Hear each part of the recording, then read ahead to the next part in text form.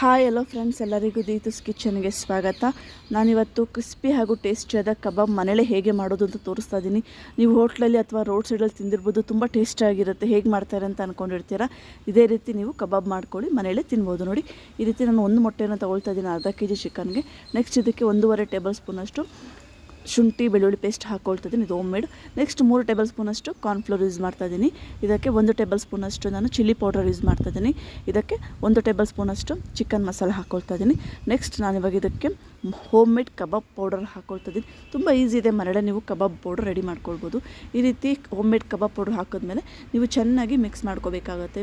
ಕಬಾಬ್ taste ಇರೋದೇ ನಾವು mix ಮಾಡೋ ಮಸಾಲೆಯಲ್ಲಿ ಚೆನ್ನಾಗಿ ಮಿಕ್ಸ್ ಮಾಡ್ಕೋಬೇಕಾಗುತ್ತೆ. ಈ ರೀತಿ ನೋಡ್ತಾ ಇರ್ಬೋದು, ನೀಟಾಗಿ ಮಿಕ್ಸಿಂಗ್ ಹಾಕ್ಬೋದು. ನೀವು ಅರ್ಧ kg ಒಂದೇ ಮೊಟ್ಟೆ ಹಾಕ್ಕೊಳ್ಳಿ ಸಾಕು. ತುಂಬ ಗಟ್ಟಿ ಆಯಿತು ಅಂತ ಇನ್ನೊಂದು ಹಾಕ್ಕೊಳಕ್ಕೆ ಹೋಗ್ಬಿಡಿ. ನೋಡಿ, ಈ ರೀತಿ ಚೆನ್ನಾಗಿ ಮಿಕ್ಸ್ ಆದಮೇಲೆ 1/4 ಟೇಬಲ್ ಸ್ಪೂನಷ್ಟು ಉಪ್ಪು ಹಾಕ್ಕೊಳ್ತಾ ಇದ್ದೀನಿ. ಉಪ್ಪು ಯಾವತ್ತೂ ಕಮ್ಮಿ ಹಾಕ್ಕೊಳ್ಳಿ, ಯಾಕಂದರೆ ಲಾಸ್ಟಲ್ಲಿ ನೀವು ತಿನ್ನಬೇಕಾದ್ರೆ ಅಟ್ಲೀಸ್ಟ್ ನೀವು ಉದುರಿಸ್ಕೊಂಡು ತಿನ್ಬೋದು. ಜಾಸ್ತಿ ಆದರೆ ತಿನ್ನೋದಕ್ಕಾಗೋದಿಲ್ಲ. ಚೆನ್ನಾಗಿ ಮಿಕ್ಸ್ ಆಗಬೇಕು ಮಸಾಲೆ. ನೀವು ನೋಡ್ತಾ ಇದ್ದೀರಾ, ಪರ್ಫೆಕ್ಟಾಗಿ ಮಸಾಲೆ ಬಂದಿದೆ. ಈ ರೀತಿ ತುಂಬ ಟೇಸ್ಟಾಗಿರುತ್ತೆ. ನೆಕ್ಸ್ಟ್ ನಾನು ಇದಕ್ಕೆ ಒಂದು ಅರ್ಧ kg ಅಷ್ಟು ಚಿಕನ್ ತೊಗೊಂಡಿದ್ದೀನಿ. ಬಾಯ್ಲರ್ ಚಿಕನ್ನು ಸ್ಕಿನ್ ಔಟ್ ಮಾಡಿ ಇಟ್ಕೊಂಡಿದ್ದೀನಿ. ಮೀಡಿಯಮ್ ಸೈಜಲ್ಲಿ ನೀವು ತೊಗೊಳ್ಳಿ. ಚೆನ್ನಾಗಿ ವಾಶ್ ಮಾಡಿ. ಸ್ವಲ್ಪ ಕೂಡ ನೀರು ಇರಬಾರ್ದು ಚಿಕನಲ್ಲಿ. ನೀರಿದ್ದರೆ ನಿಮಗೆ ಟೇಸ್ಟು ಅಂದರೆ ಮ್ಯಾರಿನೇಟ್ ಕರೆಕ್ಟ್ ಆಗೋದಿಲ್ಲ, ಮತ್ತು ಅದು ಕೋಟಿಂಗ್ ಕೂಡ ಕರೆಕ್ಟಾಗಿ ಬರೋದಿಲ್ಲ.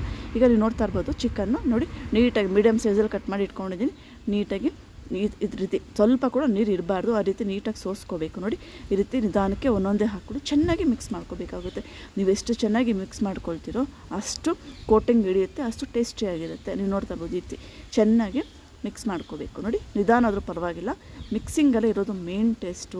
ಇಲ್ಲಿ ನಾವು ಯಾವುದೇ ರೀತಿಯ ಕಲರ್ ಕೂಡ ಯಾವುದು ಆಡ್ ಮಾಡ್ತಾಯಿಲ್ಲ. ಇಲ್ಲಿ ನಾವು ಚಿಲ್ಲಿ ಪೌಡರ್ ಯೂಸ್ ಮಾಡಿದ್ದೀವಲ್ಲ, ಅದಕ್ಕೆ ನಾನು ಬ್ಯಾಡಿಗೆ ಮತ್ತು ಕಾಶ್ಮೀರಿ ಮೆಣಸಿನ್ಕಾಯಿ ಯೂಸ್ ಮಾಡೋದ್ರಿಂದ ನಿಮಗೆ ಅದರಲ್ಲಿ ಕಲರ್ ಬರುತ್ತೆ.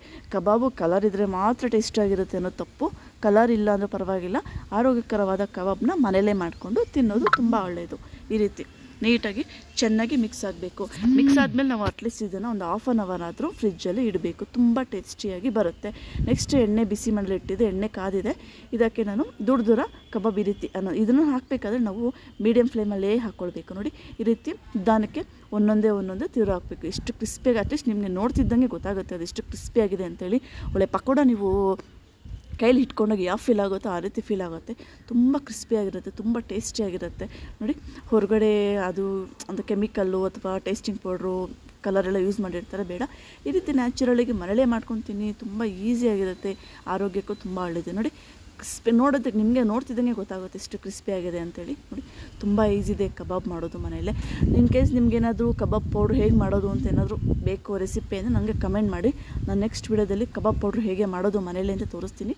ತುಂಬ ಈಸಿಯಾಗಿದೆ, ಅಂಗಡಿ ಪೌಡ್ರಲ್ಲಿ ಯೂಸ್ ಮಾಡೋದೇನು ಬೇಡ. ನೋಡಿ, ಕರೆಕ್ಟಾಗಿ ಪರ್ಫೆಕ್ಟಾಗಿದೆ. ನಮಗೆ ಕಲರ್ ಅವಶ್ಯಕತೆ ಇಲ್ಲ ಅಂದರೂ ಪರವಾಗಿಲ್ಲ, ಟೇಸ್ಟ್ ಕೂಡ ತುಂಬ ಚೆನ್ನಾಗಿ ಇರುತ್ತೆ. ನೋಡಿ, ಎಷ್ಟು ಚೆನ್ನಾಗಿ ಬಂದಿದೆ ಅಂದರೆ ತಿಂತಾದರೆ ಗರಂ ನೀವು ಮುಟ್ಟಿದ್ರೆ ಸಾಕೋದು ಗರಂ.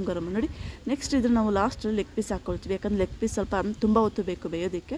ಲೆಗ್ ಪೀಸ್ನ ನೀವು ಮೀಡಿಯಮ್ ಫ್ಲೇಮಲ್ಲಿ ಚೆನ್ನಾಗಿ ಬೇಯಿಸ್ಕೋಬೇಕಾಗುತ್ತೆ. ನೋಡಿ, ಈ ರೀತಿ ನೀಟಾಗಿ ಫ್ರೈ ಮಾಡ್ಕೊಳ್ಳಿ. ನೋಡಿ, ತುಂಬ ಅರ್ಜೆಂಟಲ್ಲಿ ಲೆಗ್ ಪೀಸ್ ಯಾವತ್ತೂ ಮಾಡೋಕ್ಕೆ ಹೋಗಬೇಡಿ, ಯಾಕಂದರೆ ಒಳಗಡೆ ಮೇಲೆ ಎಲ್ಲ ಕ್ರಿಸ್ಪಿಯಾಗಿ ಹೋಗಿರುತ್ತೆ, ಒಳಗಡೆ ಒಂಚೂರು ಕೂಡ ಬೆಂದಿರೋಲ್ಲ. ನೋಡಿ, ಈ ರೀತಿ ನಿಧಾನ ಆದರೂ ಪರವಾಗಿಲ್ಲ, ನೀಟಾಗಿ ಫ್ರೈ ಮಾಡ್ಕೊಳ್ಳಿ. ನೋಡಿ, ಹೊಸದಾಗಿ ನೀವು ನನ್ನ ಚಾನಲ್ನ ನೋಡ್ತಾ ಇದ್ದರೆ ಈಗಲೇ ಸಬ್ಸ್ಕ್ರೈಬ್ ಮಾಡ್ಕೊಳ್ಳಿ.